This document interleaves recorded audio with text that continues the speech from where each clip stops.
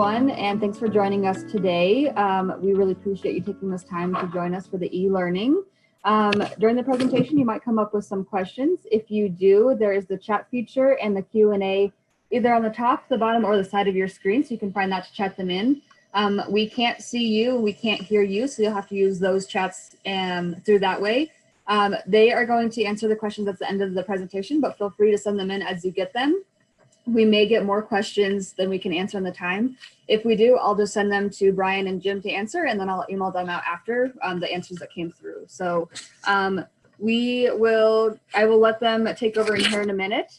At the end, I'm going to send out a survey. If you don't mind filling that out, it's just 10 multiple choice questions. It'll help us to improve these in the future. Let us know what we can do different. If the instructors need to do anything different, we'll go from there. But for now, I want to turn it over to Brian Silliman and Jim Robinson.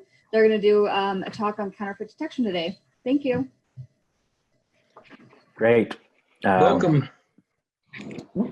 I actually said, I mean, this is something new. This is the first time we've done this, or at least that Jim and I have done this. I guess ANA's had a couple of seminars beforehand, and we are going to pack in roughly 4.5 days worth of information into 2 hours. So this is going to be interesting. We are going to cover a great deal of information, and some of the information we're going to cover will apply to other coins in the series that you'll see as we go. But we will not look at gold today. We're going to do everything but, because gold is a class into itself. So I'm Brian. I was a coin dealer, then I was the ANA's authenticator and also their conservator. Went to NCS, then to NGC, then to Panda America, and then back into business for myself. So I'm well versed in both US and the Asian coin markets. And I've been doing this class for over 20 years. So time to retire. Jim, introduce yourself. Jim Robinson, senior numismatist for APMEX. I've been with APMEX for 16 years now. I handle all the US gold, and I see a lot of the foreign gold as well that comes through. There can be days where I can see hundreds, if not thousands of pieces of gold. So I'm very well versed in US gold. I've been a collector, dealer. My father was a dealer since I was probably 16 years old, 30 years now. So I look forward to these classes. I look forward to teaching everybody. It's a great hobby. I'm glad everybody's here with us.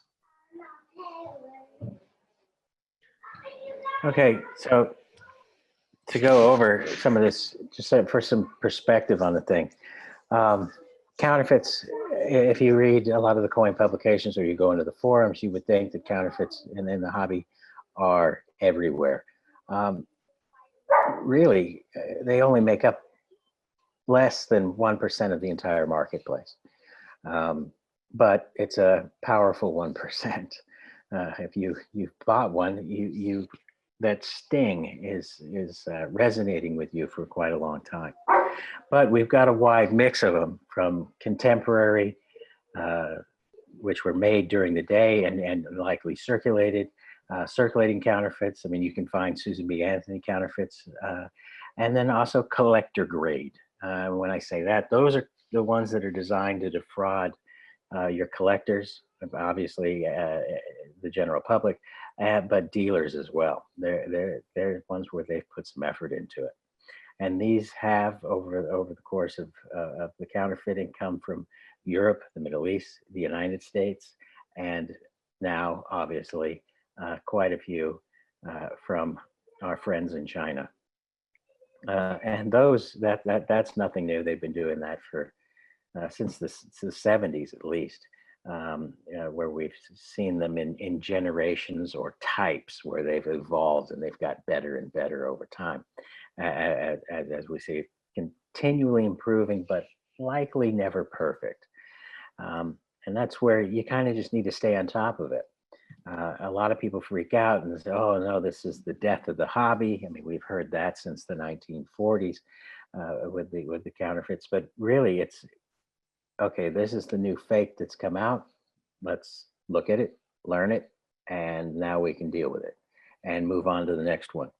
And that approach is effective. I mean, there's probably a few people in this chat that will remember those trade dollars that were an average of 3 grams light.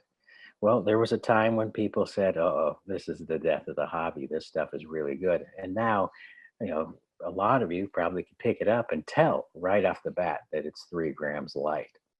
And that was one of your earlier generations, or your cheesy cast counterfeits, what we'll look at as well. So it's really surfing the learning curve, just kind of staying current. It's continuing education, much like if you had a real estate agent, you're going to go take classes periodically. This is just going to involve staying current, reading the articles. There's no shortage of articles on counterfeits, joining some of the forums on Facebook or wherever. The key is don't stress. I mean, have some fun with this. I mean, you're being presented with a bunch of mini mysteries. You know, when I go to a coin show, there's no shortage of people bringing stuff up to me saying, hey, what do you think of this? What do you think of this? And each one is a challenge. Some of them I've obviously seen before, but a lot of them I haven't. Don't expect to learn it all. You could take our class during summer seminar, and you are going to be presented with about 4 days worth of counterfeits. And you're going to walk out of there a little bit intimidated, feeling like you can't remember it all, but you will be surprised. Muscle memory. You will sit down, actually after this, you will likely go to a coin show and there may be a coin that just jogs your memory and you realize, hey, I can spot that one. You need to have good habits though. You need to have some habitual behavior. Proper coin reading is essential to anything you are doing. I can't tell you how many times I've talked to people and they're having problems with their grading, or they're missing altered color or artificial toning or even counterfeits, and largely that's because they're just not viewing the coin right. And we're going to talk about that a little bit. Be patient, be selective, don't settle. If you want a coin, a Morgan $1.65, buy that Morgan $1.65. When you settle, when you just take chances, that's when you're going to start making mistakes. And there is nothing wrong with buying certified coins until you're comfortable with raw coins. Now, a good way to do it is to work with a partner. Have people that you can bounce it off of. We generally say don't collect in a vacuum.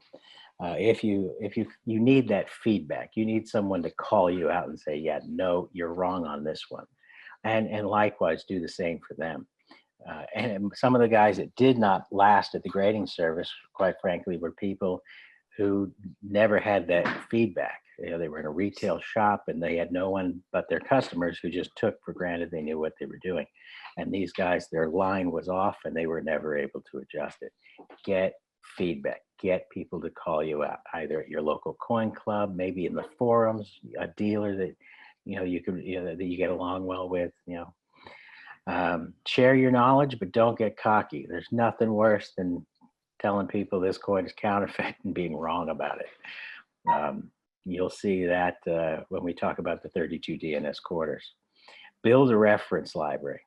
I cannot stress this enough. I have 4 bookshelves with nothing but coin material on it and 3 file cabinets. I have 16 4-inch D-ring binders with nothing but images and diagnostic drawings. At least I'm over 1 million images. I probably have the largest collection of counterfeit material outside of the ANA. Take advantage of other learning opportunities. Like I said, it's a learning curve. You have to just kind of keep familiarizing yourself with it. Look at as many coins as possible. This is a key for anything. Grading, authentication, even variety attribution, artificial color. You develop a muscle memory. And so there'll be times where, well, probably James experiences this quite a bit, where he'll have a bunch of gold coins across his desk and he doesn't even have to pull them out to notice that there are a couple of them that aren't real. You can just spot it off color from a few feet away. Yes, and we spot it by color. That's after looking at many of the same coins day in and day out.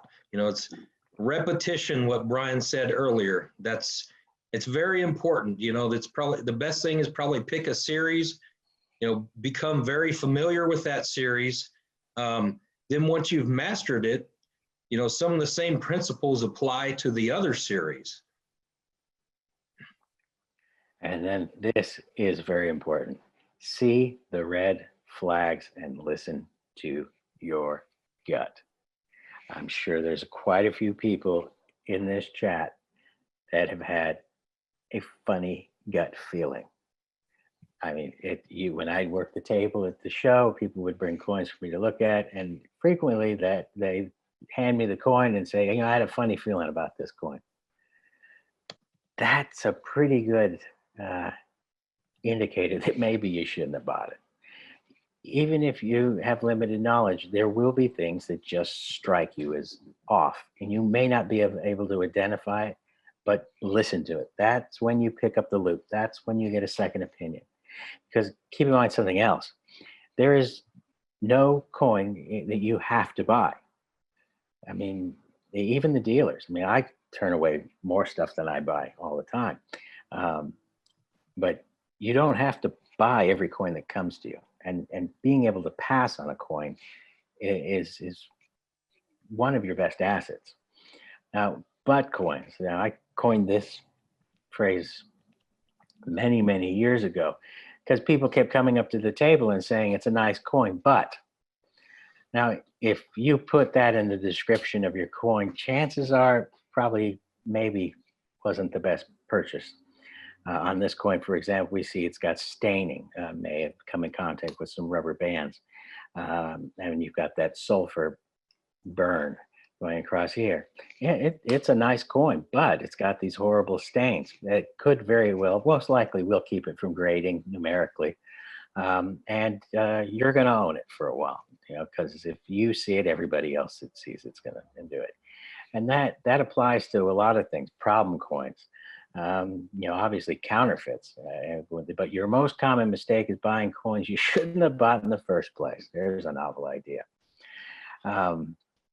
Some other things, don't forgive problems on coins just because you want that coin. Be a collector, not an accumulator. Ignoring those red flags and gut feelings, and buying coins you don't really know enough about. Now, we do say buy the book before you buy the coin.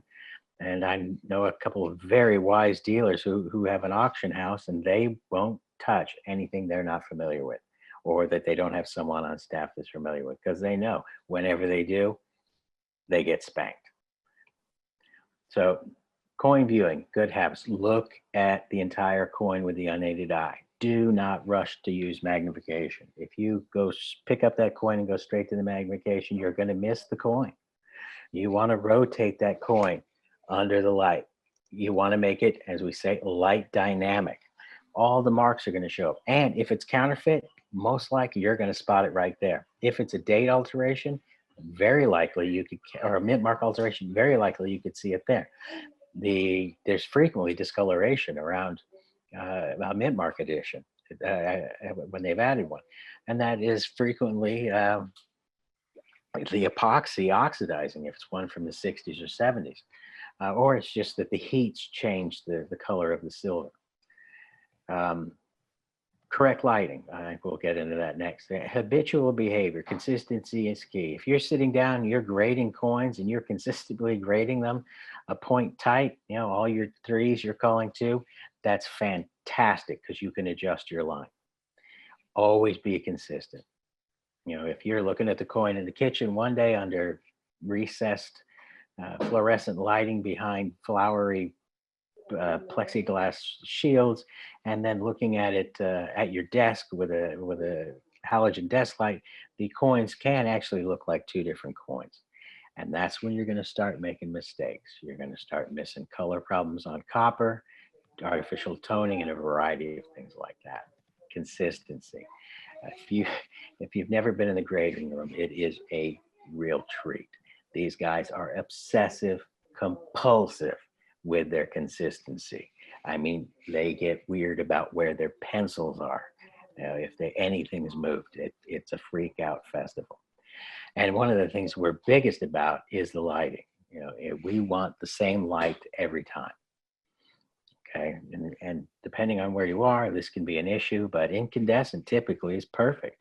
You know, a nice soft white, one that if you hold the coin over a piece of white paper, the paper actually looks white. If it turns blue or yellow because of the light, you might want to move away from that light.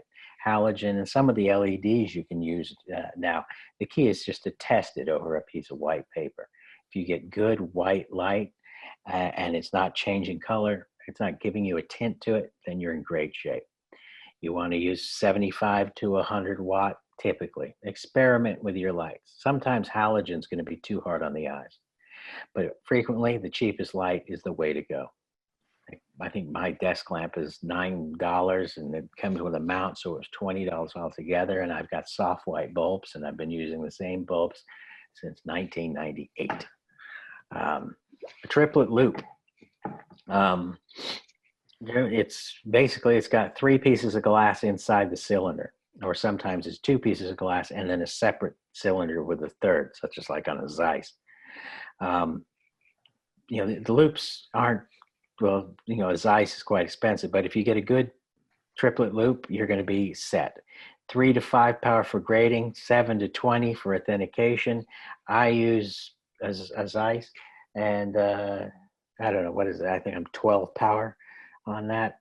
I use a 12 power as well. Yeah. And for grading, it's pretty rare for me to use a loop. If I use it, it's basically something flashed when I was rotating the coin around, and I need to see whether it's just a contact mark or an actual spot removal or something like that. But don't cheap out on it. I mean, your loop, you don't want distortion. You want to be able to see what you're doing. The problem with high power loops like 20 powers is the higher the power, the smaller the loop and the more light you need. It's not going to do you any good to have a 20 power loop if you need a floodlight to light the coin. Workspace. You know, graders, we're grading. We don't move around desk to desk. We sit at one desk. That's our desk. Nobody touches it. So try to have a workspace, you know, where, you know, maybe a desk in a room where you have control of the light, maybe where the kids or the grandkids aren't messing things up, or your obnoxious German shepherds are not coming in and shedding all over your coins. You know, a jeweler's pad or a velvet pad, essential. If you haven't dropped a coin on its edge, give it some time. You'll probably do it, and it'll probably be a $20 saint when you do it. Designated table, everything close at hand, and everything includes my reference library. Digital scales, those are useful depending on what you collect. If you're doing ancient coins, foreign coins, bullion, colonials, these are pretty helpful. For Lincoln cents and you know, Morgan dollars, not necessarily. Gold, it's always nice to have. I know the A&A sells them 20. I think the one I bought, actually, your A&A sold for like 20 bucks. Readable to the 100th of a gram if possible.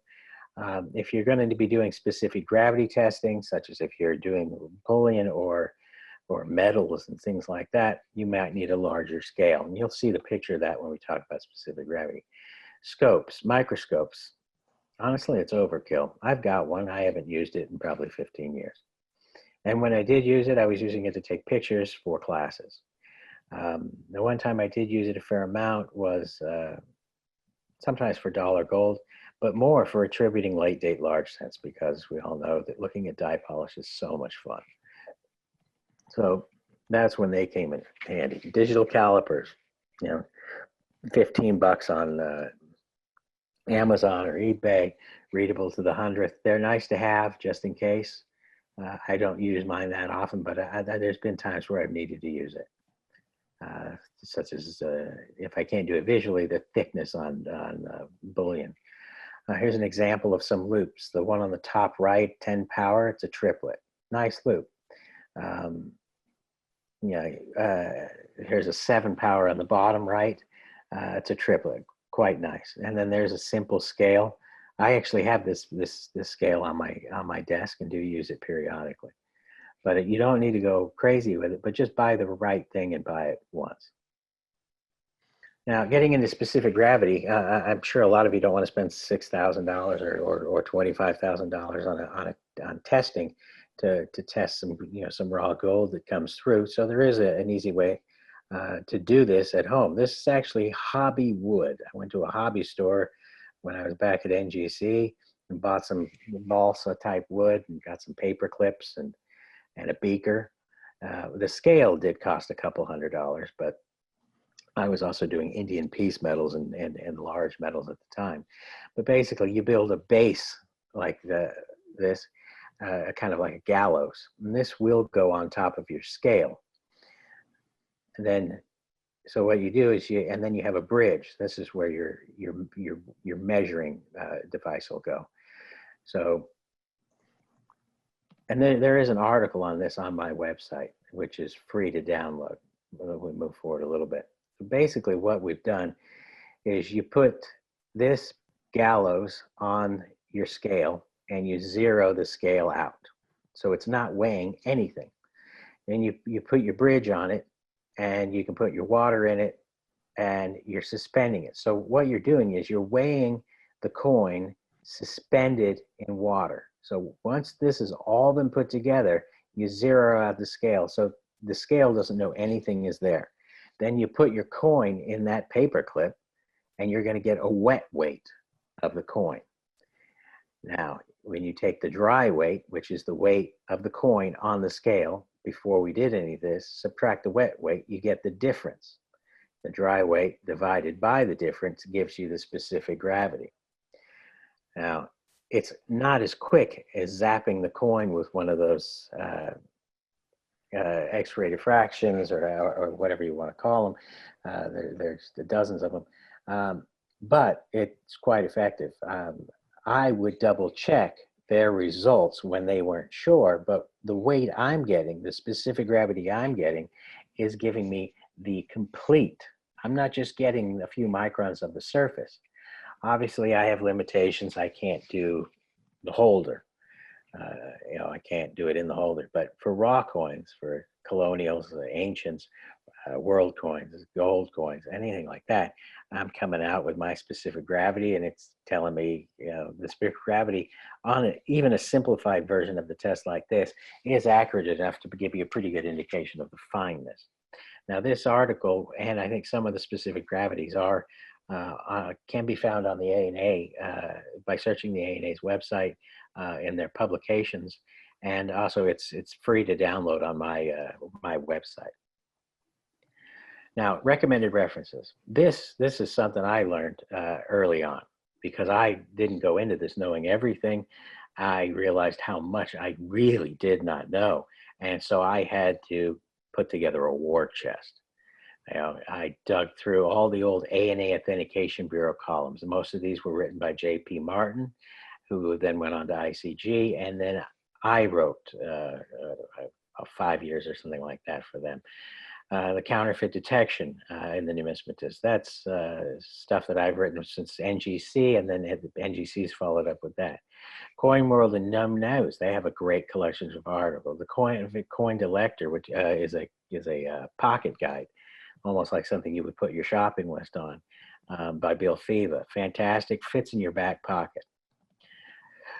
U.S. Gold Coins by Bill Fiva. Now, this book works well if you happen to get one of the counterfeits he's highlighted. But what it does show you is that there's themes in the mistakes made by the counterfeiters, spikes and depressions and loss of detail that you can apply to the whole series. If we do a class on gold, you will do that. I will be able to teach you to authenticate almost any gold coin that comes your way in the space of a couple hours. Even probably without access, you being able to handle actual gold coins in this class. PCGS Guide's pretty good as well. Now, one thing I've always been fond of is the Harry Bass Searchable Index of Periodicals, which is available at the ANA's website. You can simply go to it. Let's see, there it is. I just went in it, searched, I put in my name, and it's given me pretty much every mention of me which is kind of nice because, oh, look, there's an article on an 1892 S. Morgan dollar. There's an article on a $2.50 gold common reverse. If that's the one I'm thinking of, that was paired with 9 different dated obverses. So there's a coin that you could very well come across. So you can see all these different articles. You can also type in by a specific coin, and then you can get copies of these from the ANA and add them to your war chest.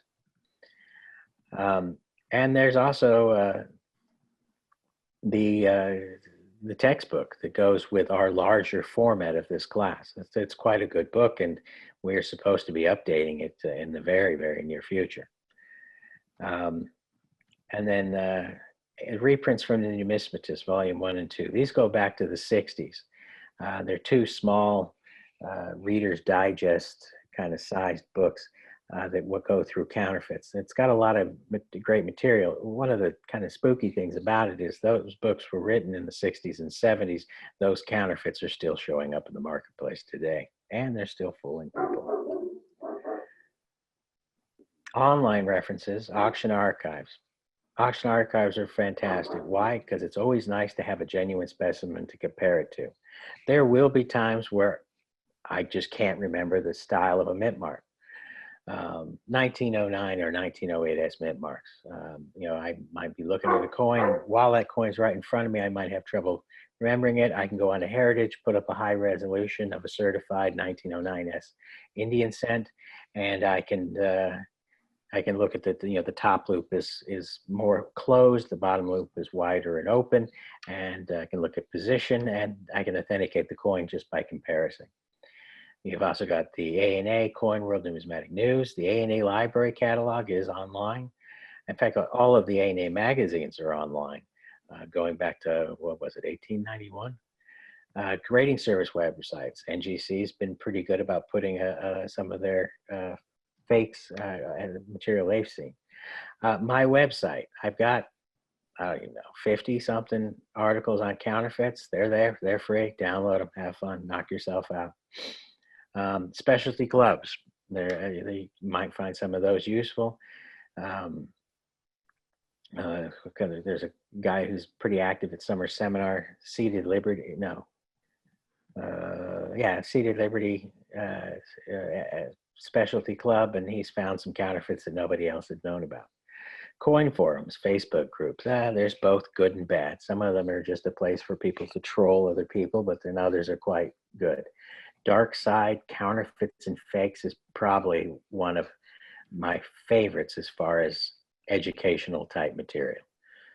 Wealth of material there on counterfeits and for getting opinions. Google, you'd be surprised what you can find when you Google. Now, when we're talking about counterfeits, we're talking an unmarked copy. Now, there may be some misinformation out there. That one, it is illegal to knowingly buy, sell, or own counterfeit U.S. coins, especially if they're still legal tender, and most U.S. coins are still legal tender. No, having them for your reference collection is not okay. Having your dealer black box, not okay. And just to be forewarned, if you made someone angry enough and they knew you had a collection of counterfeits and the thought crossed their mind of causing problems for you, they could. Generally, and I have in the past, when I have come across counterfeits, I just send them to the ANA. They're added to the museum collection. They'll be there forever, and they'll be used in classes and articles. We find counterfeits at AppMex. We generally it's gold coins, and we always have them melted. I find counterfeits probably 3 or 4 per day. So there's a lot of that stuff out there, and to prove that somebody sent us a counterfeit knowingly, it's pretty tough. But in all of my years of being at the company, we've only prosecuted one person. So. And something to keep in mind is there's coin. I mean, maybe a counterfeiter maybe produces a coin. Maybe he gets 4,000 pieces out of a die. That's if his dies are fantastic. If he has the resources too. So most likely the counterfeiters are only making a few hundred. You know, if they did a struck, a $2.50 gold piece struck counterfeit, they might only be getting a few hundred out of it. Now, maybe they did that coin in the 60s. Okay, it's 2020. We're still seeing those coins in the marketplace, which tells you they are, one way or another, frequently re-entering the marketplace. So I used to have the slogan, and I actually used to send it out with coins I called counterfeit at NGC. They would get a little note that said, please protect the hobby, promote the hobby by protecting it, and consider donating this coin to the ANA. Now, there are novelty souvenirs, or there are straight out coins that are designed to defraud. For the most part, we are looking at coins that are designed to defraud. They're going after you guys, savvy collectors and dealers. Keep in mind, though, the coin only needs to be in resemblance of or in similitude of, such that a reasonable person could mistake it for genuine. Now, the Secret Service has their hands pretty full. I know, I consult for them frequently. If you got the wrong agent and he wanted to make an issue of that 1964 peace dollar that you had, he could. Basically, you don't want to be on the receiving end of that kind of attention, because it's going to be very expensive before anything happens. So it's always best. The Bernard von Otthaus is a very good example. If you look at the Norfed dollars, you can be like, these don't look like US coins, but they were in resemblance and similitude of enough that reasonable people made the mistake of accepting them. And especially if you look at the later die states, where there was hardly any Norfed material on it. It was basically peace dollar-ish. Now, altered coinage, and we're not great with our vocabulary in this hobby. Frequently, altered coinage is surface alterations, but for our intended purposes, it's a genuine coin with an added or removed mint mark or a date altered to another date. Now, other forms of alterations might be recarving the horn on a buffalo nickel, or the fasces on a merc dime. But altered coinage is designed to defraud collectors and dealers. Sometimes there are cheesy examples that are used for filler. Maybe you'll never afford an 1893 S dollar, so you bought one with an added S on it to put in your book. Legality, well, technically, under counterfeiting laws, if it's in resemblance and similitude of, that it can fool a reasonable person, it could be, under the right circumstances, be considered a counterfeit. It's all a matter of how enthusiastic the people, the law enforcement is. Keep in mind, the ANA's counterfeit collection was confiscated by Secret Service years ago, and the ANA was consulting for the Secret Service at the same time. It was eventually given back, and now ANA has a good working relationship with Secret Service. Whether it's counterfeit, that again is arguable, but it is certainly fraud. Now, your risk factors, it's going to be influenced by what you collect. When I started teaching this class 20 years ago, that was easy. It was going to be key dates, gold, colonials, it's going to be rare coins. Now, it's a little bit of everything. Where you buy from. There are a lot of very sharp people that work out of flea markets and pawn shops and stuff, and online. But there's also a lot who aren't so smart, who aren't so swift, who don't have a lot of experience, and they may not have scruples. So you need to go in knowing what you're doing when you go into a lot of these people that could be questionable. Pawn shops, as far as people I know, tended to be where you dumped your counterfeits on them. Same with gun stores. were the guys that do a lot of the gun shows. Flea markets tended to be problem coins, but these days you're getting some pretty sharp people across the board. Online, I won't do anything online with someone I don't know who they are. I want to go on to that. I mean, I can go on to AppMex and look, there's a whole picture of the whole crew. I want to know who that dealer is. That's a safe way to go. Vacuum dealers in smaller areas where you have a dealer who doesn't deal with anybody else except for his retail customers, he may not have the exposure to a lot of the coins, and you may have increased risks of buying gold on him. But do keep in mind, when people buy a counterfeit, and then there's people that go around the country passing counterfeit coins at pawnbrokers and small dealers. If they don't catch it, they're going to turn around and sell it, either maliciously or not knowing. Raw or certified. Now, when I say certified, I'm talking about certification company that actually has a guarantee. Believe it or not, there's quite a few certifications out there. Frequently, they just sell coins to senior citizens by telemarketing and stuff like that. But if it doesn't have a guarantee, it's just expensive plastic, and you don't need it. So do a little diligence on it. I stick with basically 2 of the major grading services, and that's it. They're the most market acceptable. They're the least headaches and problems, and I can trade sight unseen. I mean, I like taking the things the easy way. Condition of the coins. Counterfeits typically going to be about uncirculated or uncirculated. And that's just say for U.S. coins. Alterations are tend to be circulated, some uncirculated, and frequently they're going to be problem coins, especially if the people are having trouble passing them. Sometimes you'll have to clean the coin or whiz it or anything to try and hide the alteration. Now, your knowledge, skill, body language, and appearance. Yes, we are a judgmental bunch. If you look and act like a sucker, guess what? You're probably going to be treated like one.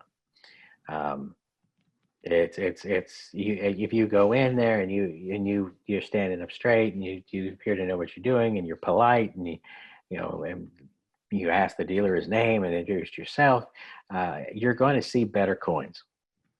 He's going to want to have a relationship with you because you came across as a good person and you're likely knowledgeable.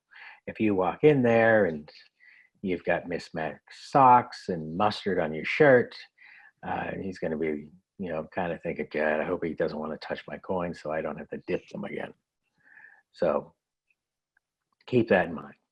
Higher risk, uncertified, high value, rare, your key date, 1909 SV.D.B, 16D dime, 93 US dollar, and so on. US and world classic coins, the older coins. Those are where, they put a lot of time and effort into making some great fakes. Gold coins, those are always going to be popular. Some of them are actually going to be okay for weight and fineness if they were done for the bullion market. But then there are some that, are just plated base metal and whatnot. And most gold coins that we see are, if they're not on the bullion side, they are gold, but the gold content is just slightly lower, a lower percentage. So the coins are still gold. We buy them, but we buy them at a lower value, and we just send them to the melter. Yeah. You're also seeing a lot of bullion. I mean, even the ingots, Pamp Swiss and Canadian Mint and whatnot, and modern coins. These go on Alibaba or AliExpress and type in U.S. coins. You'll find the Buffalo dollars, the baseball dollars, the silver eagles, all available in quantities for 10% of what they cost here. I wouldn't recommend buying anything off there. Secret Service is paying and Customs and Border Patrol are paying close attention to the packages that are coming in, and they are busting people right and left. Certified with a guarantee. As we said before, if the company's standing behind it, they want good stuff in their holders. Low value and common. That still holds fairly true, although you can put together a complete set of Indian cents and I think Lincoln cents from Chinese-made counterfeits. And if you stand by, if you go with a reputable dealer in auction houses, if you go with a dealer who actually tells you who he is on his website, you know, if I will not, if I go to a dealer's website and it's just, you know, Midtown Coins and, oh, we've got 100 years of combined experience and I can't find a single name on it or a face, I'm moving on to the next guy. Recourse. When you buy a coin, there's an implied warranty that that coin is genuine as described. Meaning if it's a 16D dime, it's a genuine 16D dime. If it's a $20 gold piece, it's a genuine $20 gold piece. But there's things you should do. Get a receipt, a business card, keep notes. You'll notice most of your big collectors, you know, your Harry Bass and people like that, they all kept notes on every coin they bought. You could tell you where they got it, who they got it from, and what coin they traded to get that. You know? A&A has a mediation service. PNG has arbitration. The use of Postal Inspector, Federal Trade Commission, eBay, PayPal, they have recourse that changes often, but still is there. And now with the internet, you can always put the person on blast. There are some blacklist groups on Facebook where you can add someone to the list and everybody knows about them. I've probably pulled 60 to 100 people off one of those lists to block on eBay. Now, cast counterfeits. Now these, although crude, are still quite prevalent. They're usually crude, but can be deceptive. They lend themselves to things like colonials and cobs and ancient coins and stuff, but there's no shortage of cast Morgan dollars and things like that. Usually a plated base metal. They'll have pimples and pits and edge seam because they're usually two halves, or they're going to have a sprue, as you can see on that, where the metal flows into it. Since they're not struck, they're typically going to ring. They're going to thud or kind of a clang instead of a ring like you expect. The weight and diameter are almost always going to be incorrect. The weight especially because it's usually lead and plated.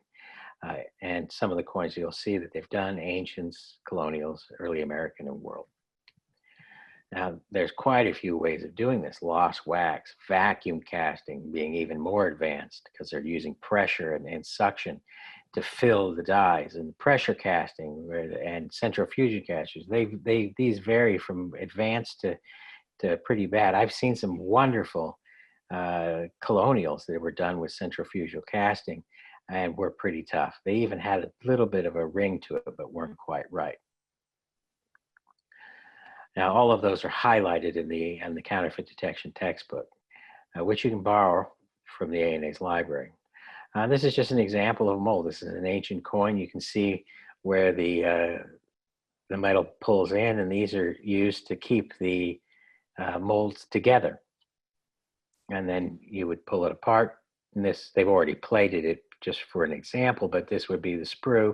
They would file that off. So generally, if you see file marks on the edge of the coin, that's not a good sign. And then it thuds. Here's a popular one. I think they used to give these out at gift shops for throughout the colonial museum area.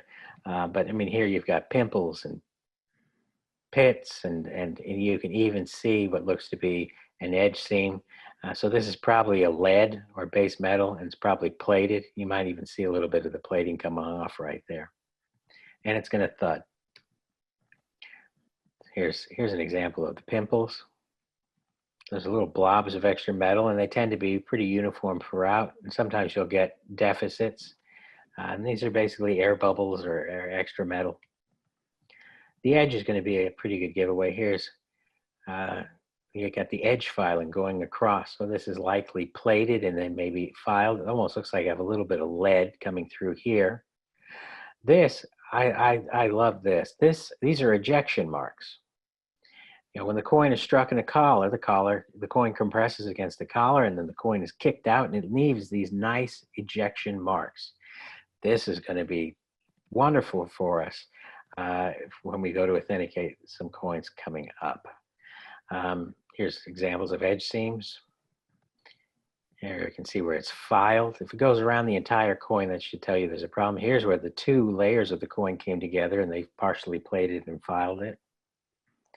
It's not uncommon to see the metal coming through. Now, types of counterfeit dies. These are going to be much more deceptive. One-to-one transfer. And they can do that by putting it in a lathe where it traces the coin to the die, which is how the Mint does it, but they do it from a large to a small, 7-to-1 transfer. The French actually did a 1-to-7 transfer and then enhanced the model, and then went 7-to-1 down and produced some pretty incredible counterfeits that way, or copies that way. The Chinese right now are for the most part using computers and CNC. They're taking a great picture off a website. They're running it through their CNC. They enhance it, or run it through their computer program, then they enhance it. That's how they did a lot of the Chinese metals that we produced when I was at Band of America. We did some just graphics and then sent it to them. They worked on it, sent it back to us. We approved it. The Chinese government approved it, and then it went to production. It was all done online. No models were actually created. But there's other ways that they've done it. Spark erosion being a clever one, where they run a positive and negative charge through the coin and the die steel, and it arcs the highest points away. We're going to see an example of that. Impact dies. We could do that right now. We just need a piece of copper and a coin. Smash that copper over the coin, and copper strike hardens, and now we could probably do some off-center Lincoln cents or something. Cast dies. You pour molten metal over you're making a casting of the die, or in the process of doing the casting, you create the die because you're making the impression over the actual coin. And hand cut. The hand cut is where they're looking at the coin and they're carving what they see. Most of your circulating counterfeits were produced that way.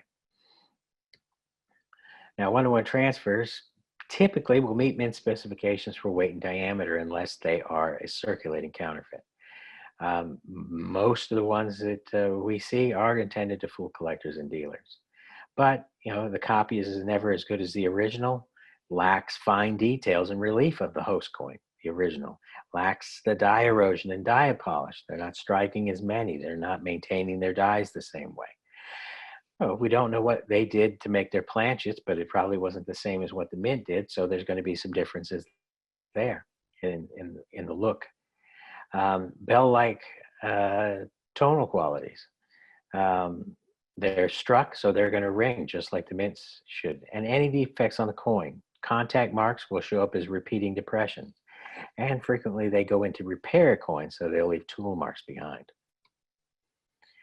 Electrotypes, these are fun. There's actually some nice electrotypes out there, and they're quite collectible. There's a nice 1804 electrotype. I think it's in Utah right now. These were made by museums, and then of course they went nefarious and started using them to make counterfeit coins. Here's an example. I'll kind of show you how it works. Take the coin, make a wax impression. They have their wax mold, and then they coat it with graphite or a copper powder, and then they electroplate, and kind of, it's not unlike powder coating. And then they have their shell. They melt the wax away, and then they fill the coin. So it's not going to meet the weight. Two, it's going to have an edge seam, or just the wrong edge. I mean, if it's supposed to have a reeded edge, it might have a plain edge, or if it's supposed to have a lettered edge, it might be a plain edge as well. But these tend to be very good-looking pieces, but they just don't. They fall short in all the other categories. Here's a nice example of a Fujio set. It's making the shell, and then making the impressions from that, and then they would trim it, fill it, and seal it together. Now, when I pick up a coin like this, these you see periodically, These are frequently cast counterfeits. I'm going to pick up this coin, and the things that are going to jump out at me right away is the lead showing through where the plating is flaking off, the flatness and weakness of the piece, and the crack right here. One of the crack on a cast counterfeit, frequently it'll get a casting crack as opposed to a die crack. And this is a nice fine crack, but you will find that one side of the crack is higher than the other, and that's part of the casting process. This coin's going to have a dull thud. It's not going to make the weight, and its specific gravity is going to be, I think, probably around an 11 for lead as opposed to an 8.9 or so for copper or bronze. So, well, there's Jim. Here, an 1800 half cent. You know, looks, I'm going to have to take a closer look. I do have a lot of loss of detail. Everything seems kind of flat and mushy. I'm going to look at the obverse, rotate it around under the light, go to the reverse, rotate it around. But with this one, actually, when I picked it up, I'm holding it by the rim, it felt wrong. And that's the edge. The edge is very flat. Now, it's an 1800 half cent. We didn't start striking coins in a collar until 1836. This has been struck in a collar. Those are ejection marks from the collar. This coin will stand up on its edge. This is a fairly typical current Chinese-made counterfeit. You can get these off of AliExpress. In fact, let's see, where is it? We'll get back. We'll see it in a second. But yeah, if you see an edge like that on an 1800 half cent or any of the large cents, that should be a pretty indication you've got a serious problem. We didn't have to do anything after that. You felt it in your hand, you looked at the edge, and boom, you're done. Nice one, an 1831 half cent. It's a fairly rare coin. You know, nice, smooth, flat fields. The detail looks pretty good. Yeah, I'm going to want to look this coin up, familiarize myself with it. Looks like I do have an active copper corrosion spot. It is usually not a good sign for the longevity of the coin. And then I'm going to look at the third side. And what do I see on the third side? I see my edge seam, and I've also got filing. So this is most likely an electrotype, but it's a really good looking electrotype. Very important looking at that third side of the coin. A lot of people miss that. You can, you know, like on such coins as Saints, they have the star with the stars on the edge. You can find tooling marks in there, different places like that. So the third side of the coin is very important. Okay, this pops up on your screen. You should, you know, based on just the coins we've just seen, red flags, alarm bells, something right. One, the edge right off is down here at the bottom. That's sharp. That looks like it was struck in a collar, and it was struck with enough pressure, as counterfeits are frequently struck with more pressure than the mint would ever use. They meet the rim, the collar, and they rise out, giving you, instead of a beveled edge, giving you a wire edge. And that's precisely what we're seeing here. And the detail is just not right. They had a digital image, maybe off of Heritage's website. They ran it into their computer, and they started enhancing it. And they just, because they're not coin people, just went awry with it. If you look at the edge on this, it will have ejection marks. And there we go. Look at that. Look at the edge on that. It's like a proof coin. And you can see the edge ejection marks, even though the picture is mediocre at best. Now you could feel that just by picking that coin up. And here's one that I'd throw in a no-brainer for you. Generally, if the the copper is coming off like this, and you can write your name with the coin because it's lead. It's not genuine. One of the things I do like about this coin, though, is look at the crack. It's a casting crack. This side is higher than that side. If it was just a die crack, they're pretty much going to be even. It's not going to fail quite that way. They're going to be uneven on either side.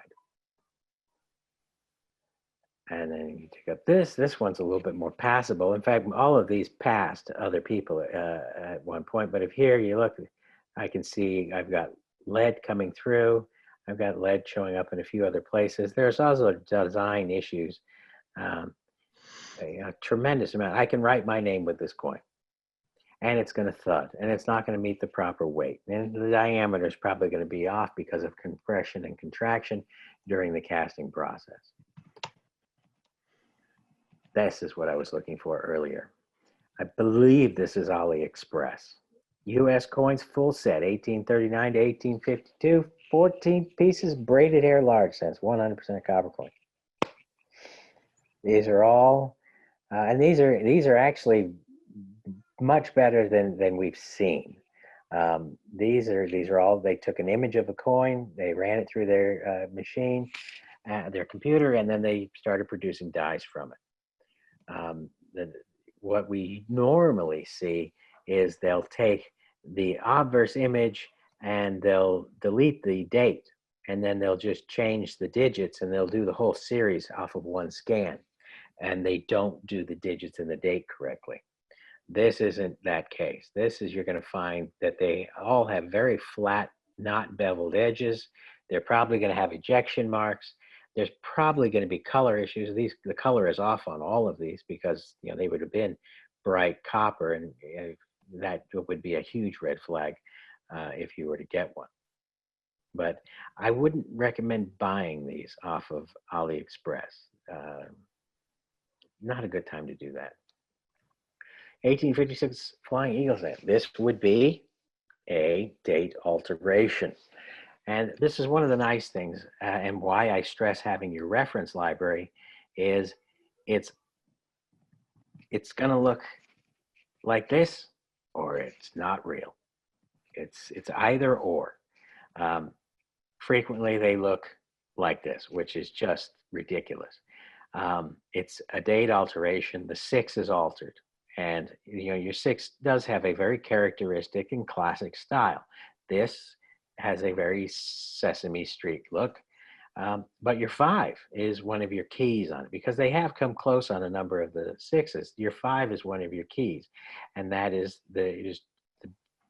the bar goes through the back loop, and the loop has the deficit.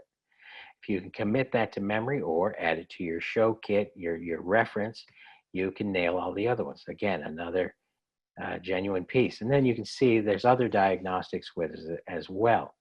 But just looking at the date, I don't think I've ever had to go look at the O and of or any of that. I just look at the date, boom, move on. So we're looking at this, and right off the bat, I can see that the 5 isn't right, and the 5 is not right for the 1856, and the 6 is not even close. You know, I don't have this coming through the ball of the 5 or the deficit. You pick up this coin, you look at it, 1859, and there should be some red bell or some bells going off. One, this would be a mule. That's not the right reverse. So the coin doesn't look that bad. Loss of detail. So again, I'm seeing a couple of things that are bothering me. One, if it didn't jog my memory right away, I'd probably want to look the coin up, make sure my reverse is right. It's not. I'm noticing a loss of fine detail, okay? I'm noting very weak flat denticles. My edge is questionable. So I'm going to look at my third side, and there it is. Most likely an electrotype. Boom, this one comes up. Now we're approaching the coin, we're looking at it, we're going through steps when we're looking at the coin. Boom, first overall impression, okay? One, this over here by States is awful, Okay, what is that? Misaligned dies? And then look at this mess here. That's awful. And Lack then of our rim, detail. yeah, our rim is very strange. I don't even know what's going on here. Oh, wait, they take a picture of the coin, they run it through their computer, and then they just change the date. So they can do the whole series instead of having to scan the whole series. And that is precisely what we have here. And also, the metal's wrong. So we had red flag, red flag, red flag, red flag, and enough reason to walk away from it. Okay, you're 77. This one is one that you should probably have if you're going to be out there dealing and buying these coins. This one's a good one to have some records on, because we're going to look at the 7 and the ends. Now, if we look on this, the ends drift down into the field, called weak ends. And if it's a proof, it'll have strong ends, but more likely than not, when I see strong ends in the back of the 77, it's because it's a date alteration. This, though, should look a little strange to you. It's kind of granular, and it's very smooth proof-like fields, but granular devices, and that would be spark erosion, one where I mentioned where they run electricity through the die and the coin and etches away. That's where we have an example of that. It's correct, but it's a struck counterfeit using strike erosion. And here's an example of the 7. Thicker and goes down a little bit lower. And your ends bleed or sink into the field. Commit those to memory and you should be good for the vast majority of 1877 cents. Looking at this, what do we see? Thicker, goes down lower. Ooh, a nice, fine, crisp die crack. That's nice. Die Here, cracks are good. yeah, here it does look thicker, but it's kind of weak and fat. There's, you know, these are edges and sharp. This is blurred, and this looks recut. This, we have a struck counterfeit and a sharp edge, a struck counterfeit of the 1877. 1808 9S Indians. This is your genuine Mintmark style, almost closed and fairly wide open. But, you know, if I can't remember that, well, I can just go on my phone, in fact, to Heritage's website, pull up an 1808 or 1908 S or a 1909 S Indian cent, and I can go in close on the Mintmark and I can check my style. Here's one. Oh, I love the toning, that wood grain effect. That's gorgeous. And there were times when I was getting started and I was just a dealer where I had been all over this. Oh, this is fantastic. This is great. I love the color, the wood graining. Now, being jaded, I go to the Mintmark and I see, oh, this is discoloration and the style doesn't look right. Well, it looks like it's oxidizing. And if I go in close up, I will see that both upper and lower loop are open the same amount.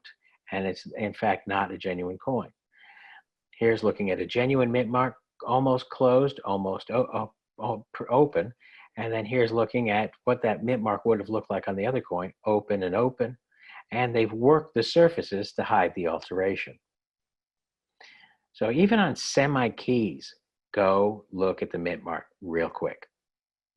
Look for the oxidation around it. Look for whizzing or cleaning around it. And when you do go in for the Mintmark, you might get even bigger surprises. This is what I was talking about earlier about tool marks. A hasp, you know, little tool marks. Now, mind you, when the counterfeiter's looking at his coin, he's seeing it the opposite of how the coin is. So he's looking at the recessed denticles, and they may look very strange. They may be reflecting the light very strange.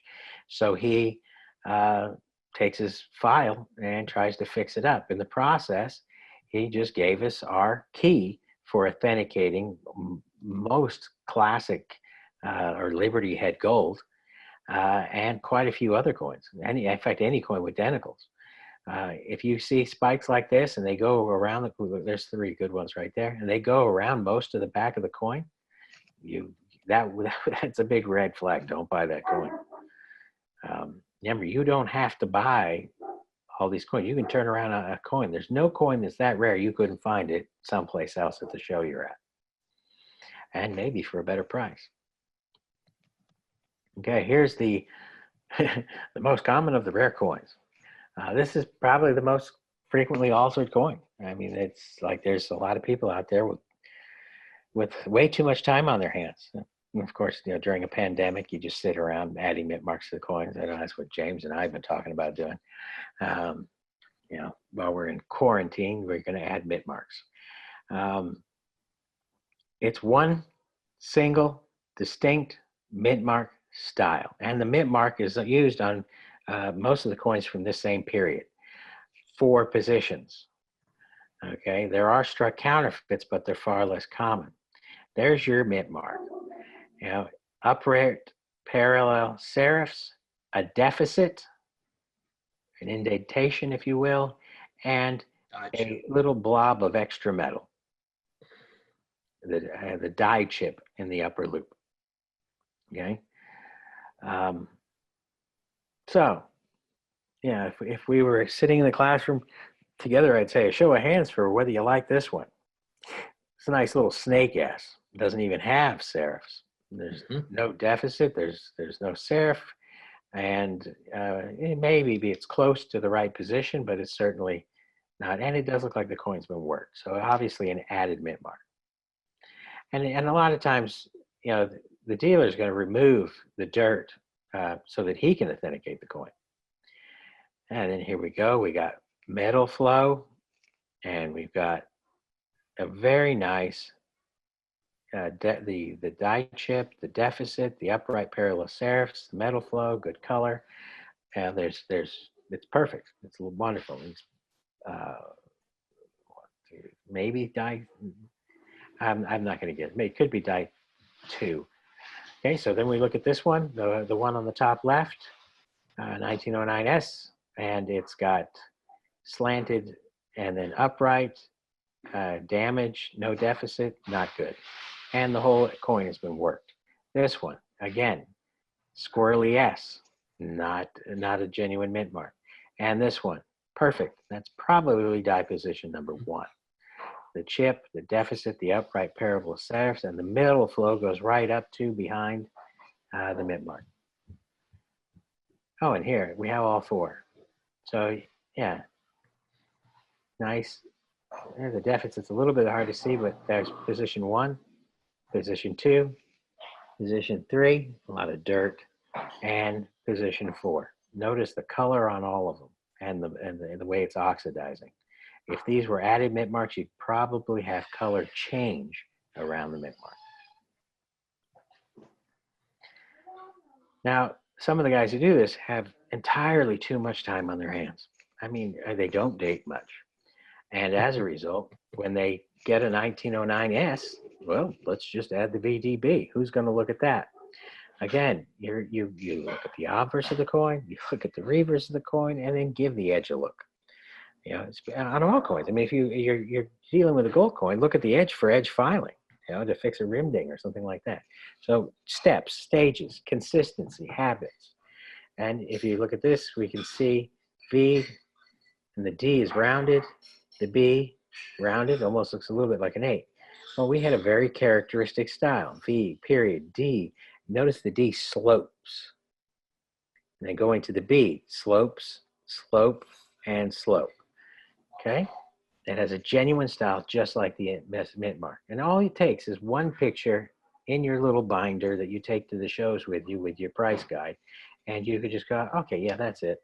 And you'll never buy another one of these coins, fake or altered again. If I could take a show of hands, I'm hoping that the 500 people watching this are going, oh, that's ridiculous. It's a VD8 coin instead of a VDB. Okay, now we're looking at this. This is a 1909, and we're looking at our mint mark. Well, it looks like we've got the chip, and it looks like we have this is a mint mark style, but we've got this extra metal. Now, some people would say, oh, this is a this is a mint mark alteration. And you need to, use your red book. And then they look at the back. And this is actually a 1909S over S horizontal, which gave the mint mark the correct mint mark style, but added goodies. and they added the SV.D.B to it. So this one actually is another one of the ones that came into the service from a major dealer.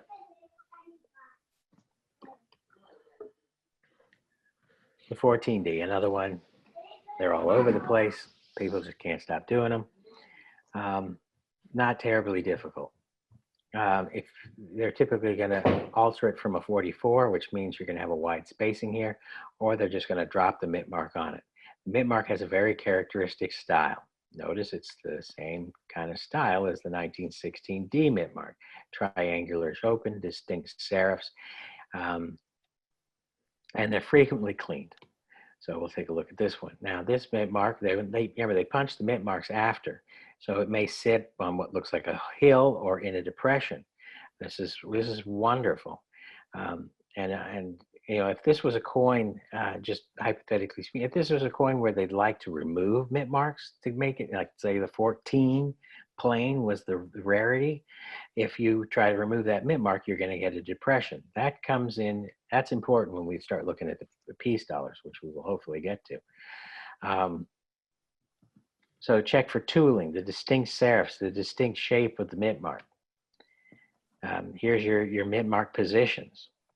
Notice it looks like it sits in a little bit of depression, sits in a little bit of depression, almost, it's actually depression, but it looks like a hill. That one looks kind of flat. So if you're going to add the Mintmark, like you did on this one, you didn't get the style right, it's not sitting on a wavy pattern. This is a cat's eye. This is actually chased from the field. This is actually the field of the coin, and everything around it's been removed. And here's one, the style sure does look right. The position is probably wrong. It's too far off, but more importantly, oxidation of the epoxy that was used to put the Mintmark on. We actually had coins come in at NGC and ANA where the Mintmark had fallen off during shipping. Talk about a bad day for that guy. Okay, a couple things here right off the bat. Boom, the Mintmark style is completely wrong. That doesn't mean it's added, because the Mintmark style in the 1940s was different to the Mintmark style in the teens. And you can see the separation. This one would be an altered date. The 55 double die. This one is no brainer easy. There's a couple of these that a lot of people are afraid of that are so easy, it's they're surprised. I'm going to teach you this one in 10 seconds. One, all of these happened at the same time, so it should all be nice and crisp and look like it actually happened at the same time. And then I'm going to go to the T in cent, and I'm going to look for two very fine lines that almost look like an X that's stretched out. Even on a circulated example, I'll have two little nubs there. If it doesn't have that, it's don't buy it. I mean, maybe it's been harshly cleaned and whizzed, but this is your key for authenticating it. Those two little nubs at the very least. All 55 double dies have to have that. If it doesn't have that, then it's generally a counterfeit. It's in a protected area, real low grade coins. You can see it on there. It only gets really hard to discern it when the coins have been polished or, you know, whizzed. So all 55 double dies have to have that. How do you like that one? These coins like this are going into grading services. Dealers are picking these up in the retail shops. This coin, I see it. It won. The color doesn't look right. The surfaces look like it's been in a rock tumbler. It's all really chattery. The detail is ridiculous, and the edge is going to feel sharp. This is one of the latest generations of Chinese-made fakes. Okay, and if you look at 2 cent pieces, you know, and you're going through, maybe go through some of the ones on Heritage website, and you're learning about the series, you're reading the catalog descriptions. Hey, this year's weak, this year's strong, and you go for it. You're going to start picking up that, boom, immediately red flags. This coin, there's nothing happy about that coin. boom, you're looking online, you see this coin, and you, if you've never looked at a 3-cent piece, I would hope that you have cracked open a book and you're looking at some 3-cent pieces, and this one should immediately stand out as being somewhat crude. Now, this is kind of a fun one. This is actually hand-cut dies, you know, and this is a small coin. So just imagine 1860s with whatever tools you had available to you, probably bored, killing some time, sitting down, carving this by hand and backwards. It's obviously going to have some deficiencies. These are quite collectible. Yep. That was at a time where our nation was at the Civil War era. Our nation was actually short of coinage at the time. So there were, I believe that was the time period where most counterfeits in the United States were made. Yeah. We had, whenever you had financial problems or like the Civil War, I mean, we saw a lot of counterfeits in the 1830s, 1850s, 1860s, and 70s. And those were all times where we were having some financial problems, so you had people going out and doing this. But they're kind of cool. If I paid genuine money for it, it might be a painful lesson to learn. But yeah, they're quite interesting. There's actually a couple clubs, I think, that are geared towards circulating counterfeits like that, or contemporary counterfeits. Okay, so this comes up, and toning. Well, it couldn't have been made, recently in China. It's got toning on it.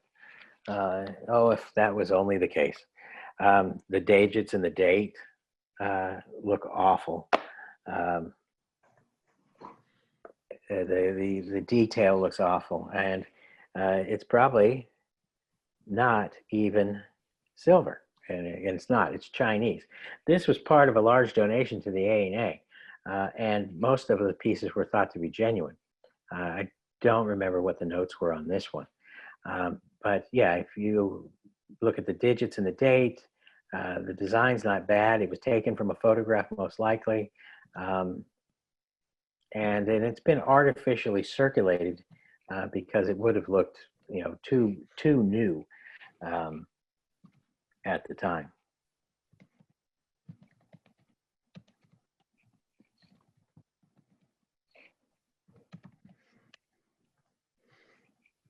And 3-cent nickel. As you can see, the Chinese are pretty much doing it all. It's a base metal, and in this case, they got a 3-cent nickel that they liked. They put it through their machine, and then they just digitally drew the date in, and they probably hit the entire series. I've seen the entire series of shield nickels and lib nickels and buffalo nickels, for that matter. But in it has a very off look. The person who donated this to the ANA, I do not believe knew it was fake. And this is another one that he donated, and he didn't know this one was fake. They have an unusual look, but imagine putting that in your pocket for a couple months and darkening it up. You could make it look believable. I believe the weight is off by about 1.5 grams. Now, this is a slightly older generation. This one, we used to call this part of the super fakes, and there's nothing super about it. This one has more of a spark erosion type look at it, because I think they etched the dies. But there's some really wonderful things about this that you do see on a lot of the fakes that are scaring so many people. One, you can see how they drew the date in. It's, again, they did a common undated host, and then they just copied their file and changed the date. They could have done the whole series and probably did a few years that never existed. The loss of detail, the teardrop denticles. They're losing the relief. They're not enhancing the coin enough. And the lake effect. This is the same elevation as the field, and that doesn't happen on the genuine piece. This is lake effect, the granularness, and it's because they lose relief. I mean, you're doing this off an image. You have to pull the image out on the computer to get it back to what it would have been normally. 1913 Liberty nickel. I would imagine everybody here is familiar with the 1913. So, I mean, if this one walked into your store, or you saw it at a coin show, or, you know, the guy down the street needed money to fix his lawnmower and offered you this, some bells and whistles should be going off. This one's actually genuine. This is just a really bad picture of the BB specimen in the A&E Museum. But yeah, this one, if this one walked across your desk, you better call someone, because you're going to get in a heap of trouble buying it. But that's actually genuine. It's not the prettiest coin around, is it? Now, this is a good looking buffalo nickel, isn't it? Now, I'm hoping that this looks off. There's a few things that kind of bother me. You know, this doubling, the weak flat, the uniformity, the softness, the lack of detail. I mean, there's no hair detail. The buffalo's nasty. The edge is going to be very sharp, and we do, looks like, because they strike them with more pressure, we might even have some doubling on the edge. But that's pretty common for these Chinese fakes. What you do is they put them in their pockets and carry them around for a while. And that, again, was another donation as a genuine coin. Okay, this one, it's not, I mean, if you collect these or you like this, you know, the key diagnostic is very important. But it's more, this is an approach that I want you to kind of take note of, specifically overdates. This is rounded and that's rounded. This looks like it happened at the same time. The metal flowed across and into those recesses, giving you those transitions and made it look like it all happened at the same time. Okay, this one, you've got the metal flow, and this looks like it's part of the coin, and that's how it happened. And this, we go from metal flow to angles and transitions. I mean, it's kind of a way of thinking as opposed to, oh, I knowing what it's supposed to look like. It's this doesn't fit. You know, likewise, if what is it, the 16, the doubled date, or the overdate nickel, you know, you have this, you know, the doubling of the 1 and the 6 in the date, and you have doubling on the nose, but you also have doubling on the feathers at the back of the head. Now, your counterfeiter, or your guy who does the alteration, does the digits and the date. He doesn't do the other diagnostics, the other doubling. Yeah, the coin here on the left, it has the 7 lying underneath. It's bulbous, it's rounded off. The coin on the right, the 7 at the top, the digits at the top they're pointed, they're yeah. You know, it's like when you're looking at for a 70, an 81S type 2, if you're familiar with that. Yeah. Where it's, you know, the number underneath is sharp, it's flat, it's not rounded. Like what Brian was saying, it doesn't belong there.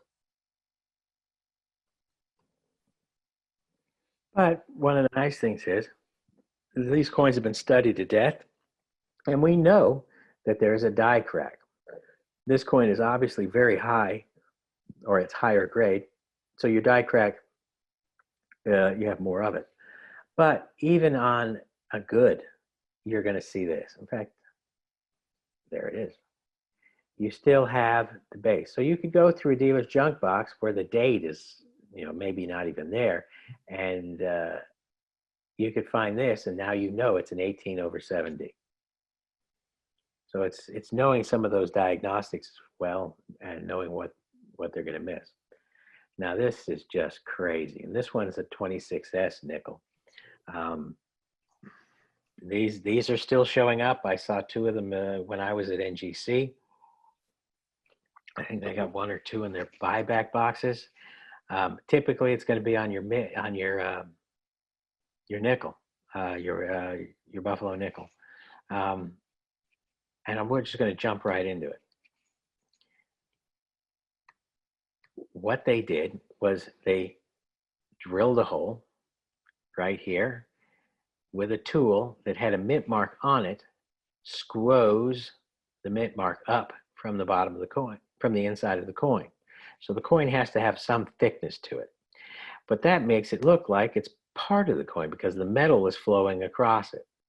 You know, so they may have had an impression of a mint mark on the top, on the inside, and an impression on the outside, or a piece of leather, and they squoze, and they gave them what's a respectable mint mark. And the ANA, when they were able to cut it, and so you're seeing the inside chamber. You're looking through the hole that's been cut out, and you're seeing the mint mark from the inside. But of course, you do something like drilling a hole in the side of the coin, you're going to have to clean it up. And so we have plating and filing to cover it up. We've seen quite a few of these. They're kind of popular. I've seen a few on the Morgan dollars as well. Mm-hmm. Okay, 37D. Now this one is so easy. It's going to take 15 seconds. Right here. The slogan.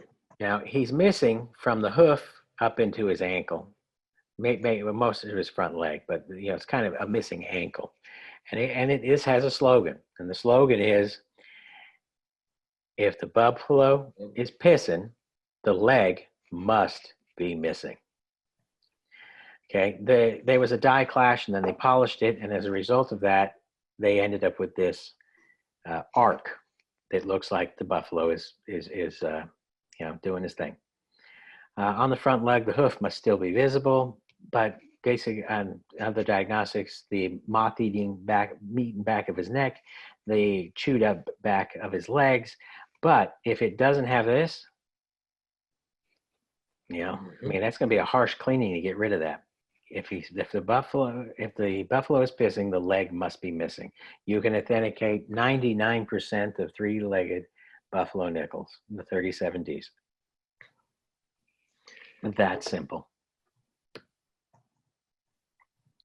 And we can look at this and realize, well, that's another Chinese counterfeit that everybody's freaking out so badly about. You know, if you stop, look at the coin, you rotate the coin, you see that it's just, there's so much to say about this thing. Now, here we go. Yeah, 1829, a half dime. And it's got that grainy, artificially circulated look. It's got the artificial color. Yeah, it's just the latest generation of Chinese-made counterfeits. Now, it's got that grainy, spark erosion look to it. If you really tried, you could probably find the host coin on a heritage website, you know, where it might have a contact mark, you know, one of these marks or something that shows up on the host coin. Here's one. The date doesn't look right. You know, artificially circulate the edges. Look at the edges. It's struck with tremendous pressure. It's not silver. Maybe it's got a silver plating on it, but most likely it's just white metal. See, that's part of the problem with the Chinese counterfeits. The guys that are making them aren't trying to really rip anybody off. They're just producing it. Oh, I can make that, and that's what they're doing. They sell them in buckets. If you go on Alibaba, you can see. They're selling them to you for 50 cents, $1, $2. It's the secondary market, you know, which may be Americans, but some of it is happening in China. I've had contact with people that are doing some pretty shady stuff. And then now moving on to this, another one of the very common rare coins. Your 16D, boy, that looks a lot like the 14D mint mark, doesn't it? Well, that's because it is the same mint mark. 4 mint mark positions, distinct mint mark style, the divine serifs. The back of the D is going to line up with the back of the E. And these are going to be all on the same plane. They don't line up, but they're going to be parallel. And then the mint mark kind of jogs down in its 4 positions. And 2 of them have a notch because they're repunched. So here's, looks like position 1. Here's position 2 with a little bit of a notch, triangular open, upright, upright, parallel, parallel. And there's another one. I don't have the 4th one. So if you look at this Mintmark, this one's going down, this one's going up, this is oval, and there's just nothing to like about this coin. You look at this one, hey, look at that. Well-defined, it's got a top, it's got some structure to it. Parallel, parallel, nicely done. Go to this one. Oof, that's just ugly. It doesn't get any uglier than that. And here we go. Okay, buy the coin, not the holder. Now, a couple things jump out at me. One, this is a little bit too clear. It should be a little bit frostier.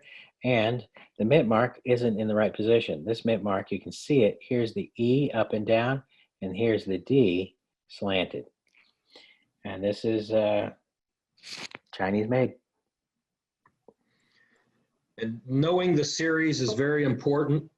We've seen counterfeit slabs where some, like the 16D dime, somebody took a 16 Philly obverse and paired it with a Denver reverse, put the coin together and put it in a fake PCGS slab.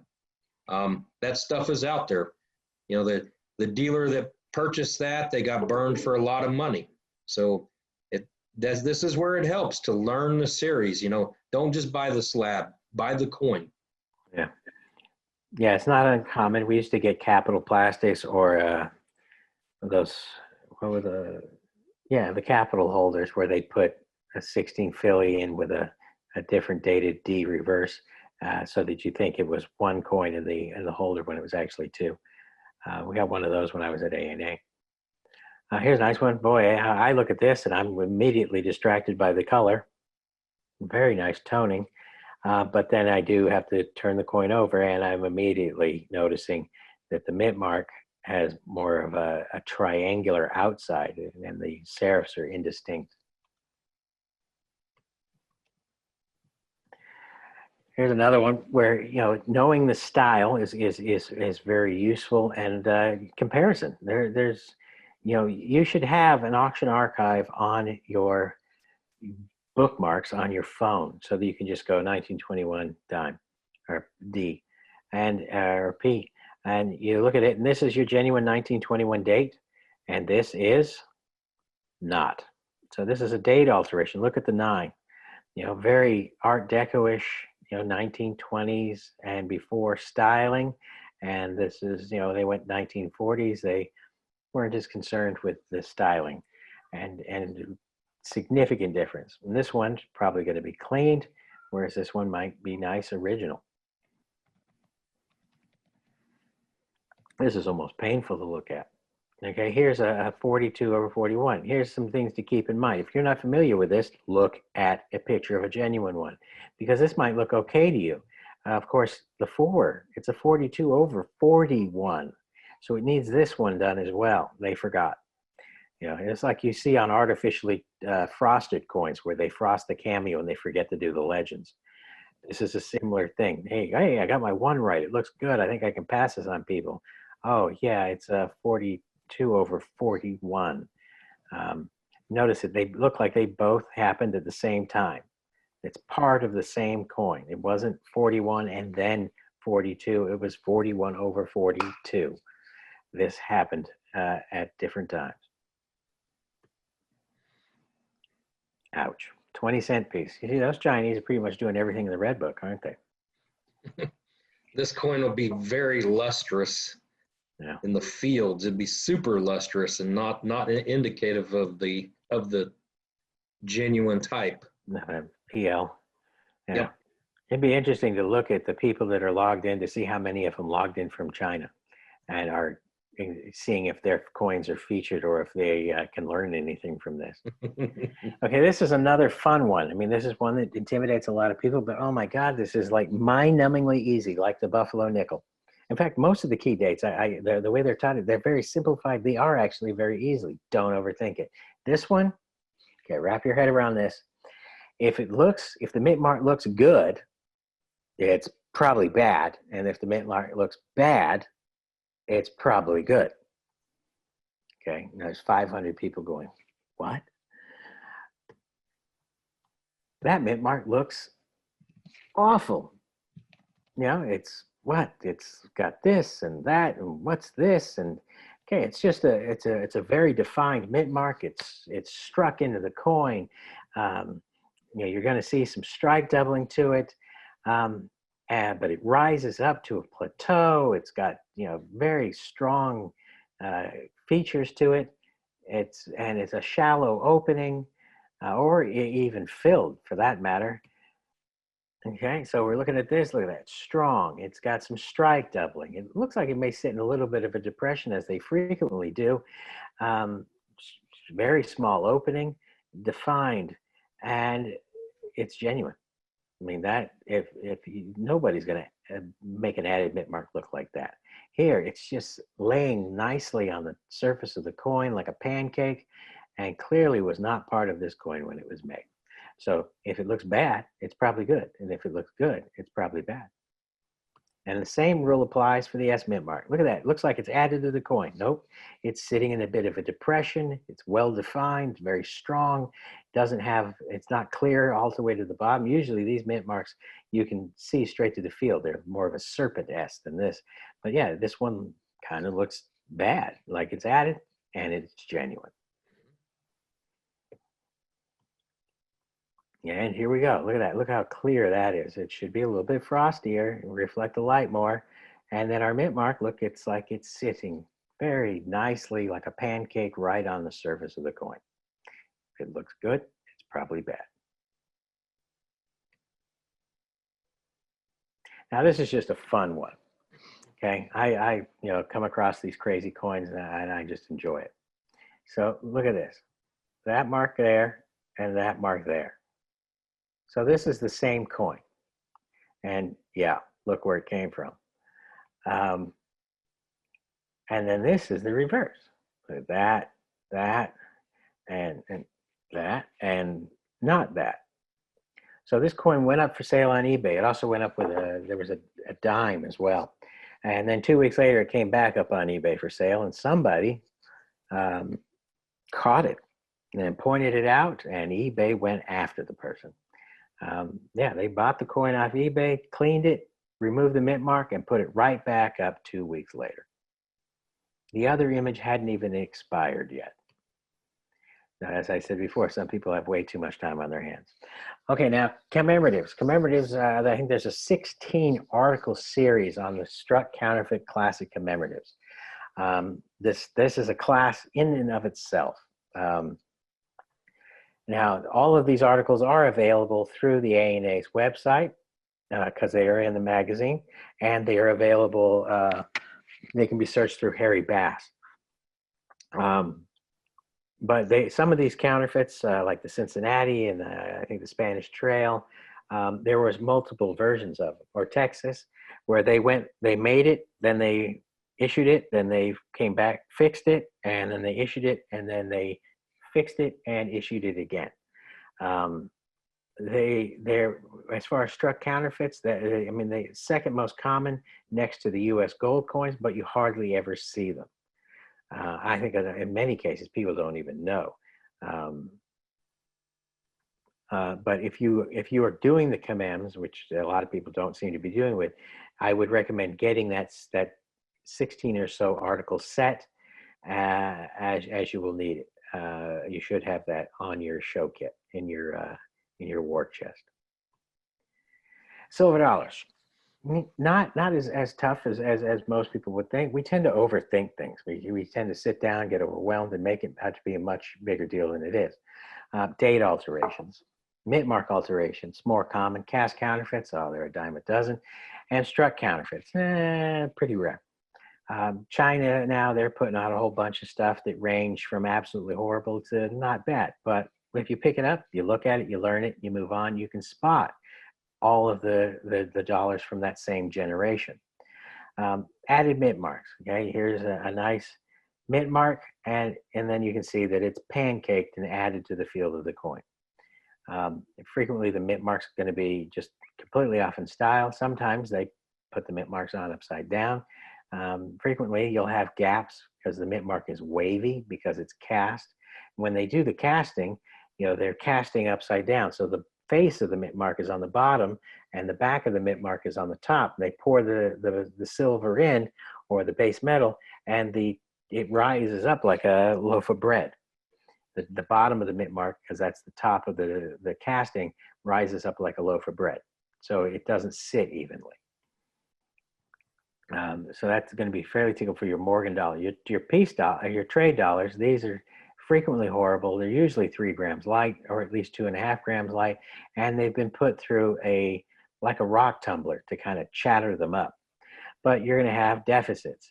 These are problems from the host coin. They either went through on the digital scan and show up, die cracks. They usually find lines that go. They don't stop and start. On the counterfeits, they start, stop, start, stop, start, stop, over and over again. But the trade dollars, and a fair amount of them have been published. I think Skip Bazzari did quite a few in Coin World, or no, Numismatic News. You can probably search those articles through the nip.money.org searchable index and get some of those articles for your war chest. I keep mentioning the war chest, that's because you need one. You need one. You need to have the file of this stuff. So let's look at a couple Morgan dollars. 1879 CC. That's a pretty good coin. And one, as Jim was mentioning before, I look at this coin and I'm not seeing CZ. This doesn't look like a Carson City coin to me. I'd expect more flash. I'd expect more contact marks, more chatter. And yeah, it doesn't. This looks like a Philadelphia to me. So red flag number 1. Now, if I'm at a show, I might just pass on it because I may not have the time or the resources there to look at it. A piece like this, I'm going to go in and I'm going to take a look at the Mintmark to see if the Mintmark is added. If I can't see that with my loop, I'm taking chances pursuing this. And the alternative, if I can't see the Mintmark with the seams on the Mintmark from my loop, is I'm going to have to break out, excuse me, the VAM book, the Van Allen Malice book, and I'm going to have to figure out, is that a 79 CC obverse VAM, or is it one of the 79 Philadelphia VAMs? I look at the Mintmark, oh, I see a scratch. Of course, if there's going to be a scratch to make things confusing, it's going to be by the Mintmark. It's not going to be behind the head, it's going to be by the Mintmark. So now this causes me, one, to be suspicious, but then also, it could just be a scratch. That's not uncommon. But I can't get into the Mintmark close enough to really make that determination. So I pull up my VAM book. I mean, if I was at a show, I would have walked away by now. And I was able to match this and this and this to a 79 Philadelphia variety. And I know that coin is an added CC. Yep. So another reason why that it's important to know the series. I'm sure everybody has seen S-Mint Morgan dollars. We all know how flashy and how they look. You keep seeing these coins day in, day out. You can look at them, take a look at them at coin shows, go to your local dealer, look at them online, like Brian said, like at Heritage. Get to know the series, get to know, and you'll see what these coins are supposed to look like. And then all of a sudden, when you find something like that, it'll hit you. Your gut reaction says, man, there's something weird here. That's a coin that you walk away from. Yeah, and on some of them, I can't speak for that 79 CC, but some of them, you can pull up, the CC Mintmark on Heritage for that date, and you might see that, well, they had a different CC. There's different sizes of CCs, and maybe that year was just one that they typically used the larger CC, or you're going to see a problem there. Now remember, you are not getting paid to authenticate coins. So if you see something and you're like, wait, I'm not taking a chance, I'm not going to pay you know, $2,700 for this coin or $300 for this coin. I'm just going to play it safe because I want to be able to actually get a genuine coin. You do not, I mean, there's no coin that you are buying is that rare that you couldn't get it someplace else. Keep that in mind. Just say no and walk away. This was considered a super fake. This one goes back about 10 years. And this is one that was considered one of the super fakes. If you search the counterfeit Chinese coins on Google, you'll find pictures of a coin press and what looks like a back alley, and they're making silver dollars. These, I believe, are part of that generation or type. If you look at this, I mean, it looks wrong. It's flat and washy. This is a CC. It does not look like a CC to me. It looks more, you know, like a Philly. It's flat. It's washed. It's not a very good strike. And if we look at the edges are just so ridiculously pronounced. I mean, the reading has got to be one of the most difficult things to reproduce. And we've actually made creators who had pissed us off count reading as punishment. And they put the coin inside the head of a flashlight, you know, the bell, the reflective bell, and they just go around it counting the reading. And the reading is never correct. But this is more pronounced than the reading should ever be. But this was considered a super fake. Now, we've looked at it, we've learned it. I mean, I wish I had a piece you could hold, but you'll never be fooled by that kind of coin again. And we learn it, we sometimes teach it, and we move on. This one, well, this should just be sending off red flags. Look at it. It looks wavy. It looks, just horrible. And this is an S-Mint. Now, either this has been left in the dip way too long and it's just been worn down with acidic, or it's horrible. It looks like a cast counterfeit. If you kind of look, it's got that halo effect. Pimples, pits, extra metal. Let's see what we've got on this. Oh, yeah. That's awful. You're thinking, well, I've never missed that. Why are you even showing it? Because somebody did miss it, and many people have. This was probably a submission to NGC at one point. But it doesn't look like an S-Mint. If you want to have a little fun, well, it all depends on what we call fun, but try to train yourself to guess the mint mark based on looking at the obverse. You'll find it won't take long. You'll nail the S-Mints first, and then you'll nail the Philadelphias, and the New Orleans. But you could actually go through, a couple dozen Morgan dollars with a little bit of practice, and you could look at the obverses and determine what mint mark is on the reverse just by color, strike, luster. And if you ever want to do that, do it. I used to be able to do it really well. It used to be kind of fun. This one, I look at this obverse. There is nothing about this obverse that says S-Mint. Nothing. Absolutely nothing at all. So that means I can either just walk away from it because, one, I like flashy coins, and this isn't it. I mean, if I described it, well, it's an 88S, but it's flat and nasty. But it's not an 88S. I'm looking at the mint mark. Well, I can't really make a determination there.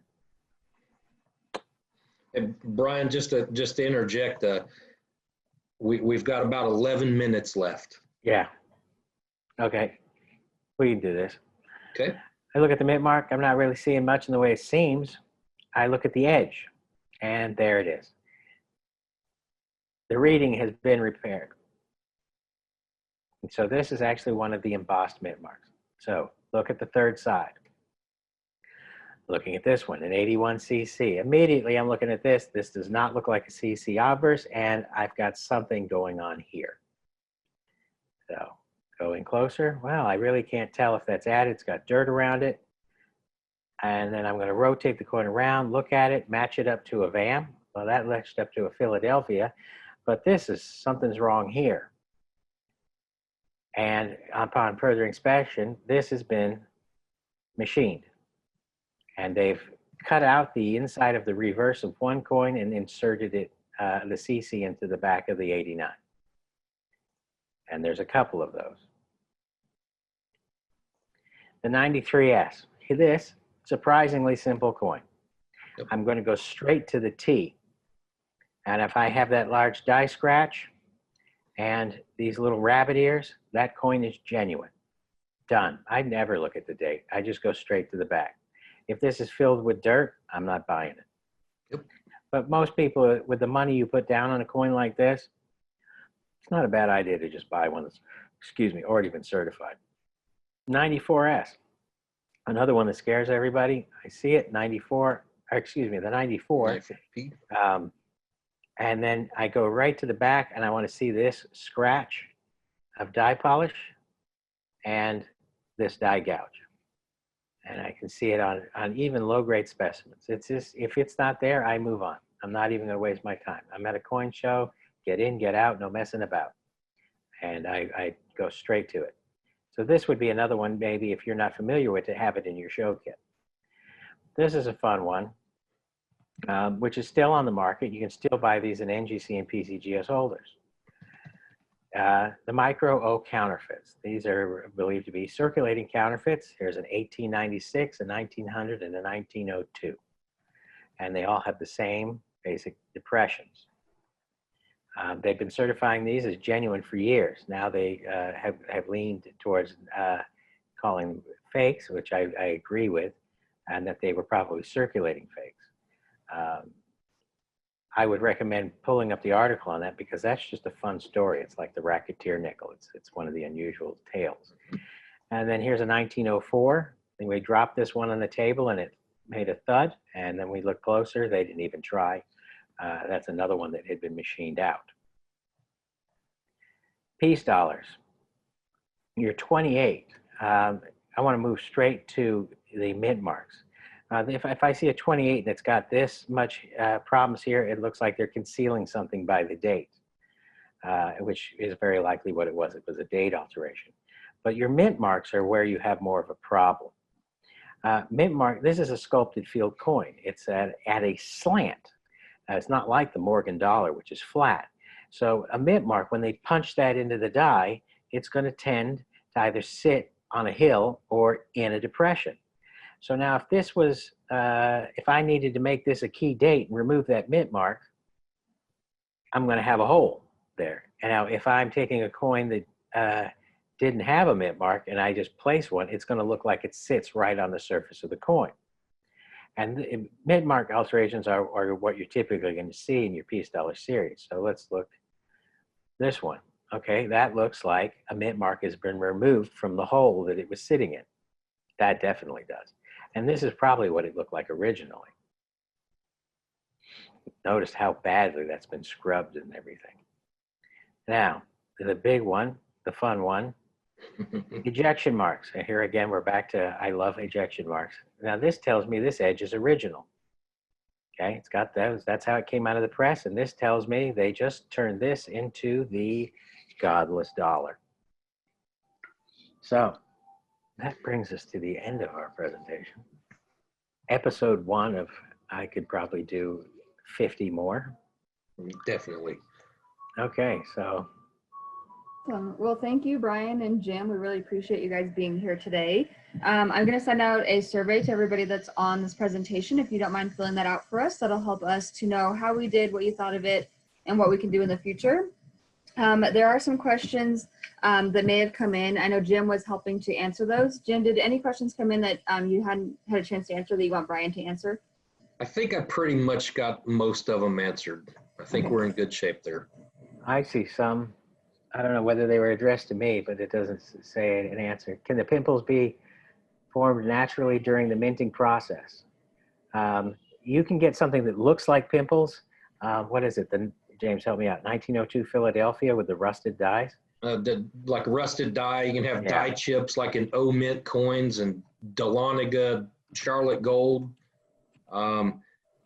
Those pimples sometimes they're prevalent on genuine coins as well. However, it is a diagnostic sometimes on counterfeits. Yeah, let's see. If I send a suspect counterfeit, Morgan to annex for slabbing and it is fake, will they send it back? Yes, yes, they don't keep coins. They're not in the business of enforcing the law, and they don't want to make a mistake. I mean, they will send it back. And when I was with NGC, we had a program where we'd send back a note saying, please promote the hobby by protecting it. I can't tell you how many people leave the hobby every year because they get hit with a counterfeit. And unfortunately, people, once they've bought a counterfeit, they want to get out of it. And if something happens to the person, they will get, their family may unknowingly. Let's see another one. Can environmental damage cause a pimple on a coin? Rusting, pimples and pits to some degrees. Porosity, yes. Seated in bust dimes, key dates, definitely.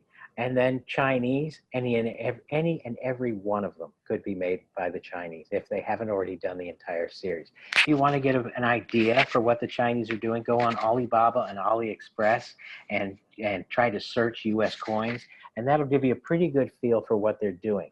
Now, the coin they have pictured isn't necessarily the counterfeit. Sometimes they, like when they do the Buffalo dollars or the baseball dollars, they're showing you the mint's picture. But like I showed you those coppers that were in stacks, those are the actual coins, how they're going to look. And then, oh, I had no intention of selling it. I didn't want to be in possession of anything. Yeah, just donate it to the ANA. I mean, it's going to be used in the class. I mean, James and I will have 25 to 30 people one week, and then Bob Campbell and I'll have another 25 to 30 people the following week. I'm supposed to be in Virginia in September. I mean, I've done up to 7 classes a year. And all those coins came from collectors, and every person I show, they won't buy that coin again. And it does a great deal to get it out. I just taught a short seminar for Secret Service, Customs and Border Control, LA County Sheriffs, LAPD, Secrets, let's see, who else? Homeland Security out in Long Beach. And now we're helping them. So. Yep. Henning Nichols, there's a good article on the Henning Nickel in the ANA's library. It's a small pamphlet. So, and I'll try to answer some of these questions. And we hope to see you at summer seminar, or if this goes ahead as a series, which we could certainly do, and we can really draw it down and focus it by doing it that way, then and we hope to see you back for that. Yep. Awesome. Well, if you guys think of any other questions that you need Jim or Brian to answer, you can send it to me to seminars@money.org. I'll forward it to them and get the answer back to you. If you haven't taken a moment to take the survey, please do so. It really will help us out. Thanks again, Jim and Brian. We really appreciate it. We'll have a certificate of appreciation coming to you soon in the mail. The next class we have is tomorrow at 10 a.m. Mountain Time, and that's with Antonio Crissa, Italian Numismatics Insight Through Modern History. I did add the link for the future e-learnings to the chat, so please check that out. We also have added a new link for the recorded e-learnings, and I saw that the Young Collectors panel has been added there. We're adding grading here very, very soon, so go back on there each day to look for those if you missed anything or you want to rewatch these. Other than that, if you have any other questions, we'll hang out for just a few more minutes, and hopefully we'll see you on a few more e-learnings. Thanks, everybody. Thank you. Thank you, everybody. Thank you. See you next time.